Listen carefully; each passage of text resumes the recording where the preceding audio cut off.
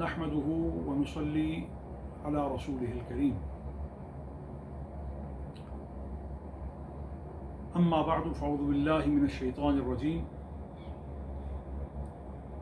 بسم الله الرحمن الرحيم فسقى لهما ثم تولى إلى الظل فقال رب إني لما أنزلت إلي من خير فقير. مشاہدین و مستمعین،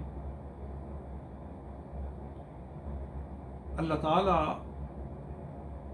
اپنے بندوں کا کفیل ہے، اپنے بندوں کو ہدایت عطا فرماتا ہے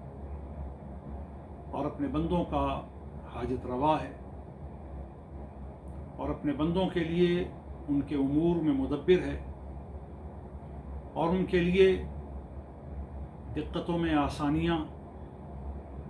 اور آسانیوں کے دنوں میں امتحانات، ابتلاء، آزمائش کی شکلیں رکھ کر کے اپنی قدرت سے ان کی کفالت میں بہترین کرم فرمائی اور رحمت سامانی کی تدبیر میں رہتا ہے۔ آج ہم سیدنا حضرت موسیٰ کلیم اللہ علی نبینا و علیہ الصلاۃ والسلام کا بہت حسین تذکرہ کر رہے ہیں۔ سیدنا موسیٰ علیہ السلام جس وقت ایک لمبا سفر کر کے سیدنا شعیب علیہ السلام کی وادی میں پہنچے، اس وقت آپ کی تھکاوٹ کا کوئی اندازہ نہیں لگا سکتا تھا، آپ کی بھوک اور پیاس کا کوئی اندازہ کس طرح کرتا، کیونکہ رضا الہی کے لیے ایسی استقامت کوئی دکھائے، نبی ہو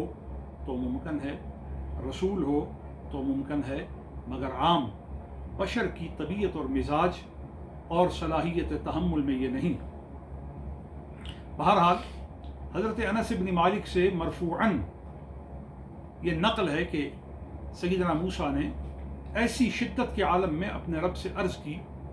رب انی لما انزلت الی من خیر فقیر، اے میرے پروردگار تو جو بھی نعمت مجھے عطا کرے میں اس کا حاجت مند ہوں۔ اور روایات میں آتا ہے کہ آپ نے کتنا اپنے رب سے طلب کیا تھا؟ ایک مٹھی، ایک مشت۔ اس سے پتہ یہ چلا کہ ایک فسٹ، ون فل ہینڈ جو ڈیمانڈ تھی اور ایک مشت کامل جو ہے وہ مطالبہ تھا، یہ اس امر کی دلالت ہے کہ انبیاء